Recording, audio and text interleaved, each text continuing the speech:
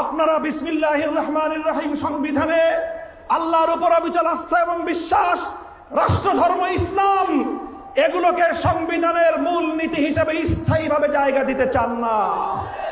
আপনারা এমন ভাবে এগুলোকে সংবিধানে রাখতে চান যে কোনো মুহূর্তে আবার খায়রুল হকদের মতো কোন বিচারপতি কলমের খোঁচা দিয়ে এগুলোকে সংবিধান থেকে মুছে ফেলতে পারে। তাই আমরা সংশোধনীর মাধ্যমে নয়, সংস্কারের মাধ্যমে জাতীয় সংবিধানে স্থায়ীভাবে জুলাই সনদের স্পিরিট বাস্তবায়নের দাবি করতে চাই।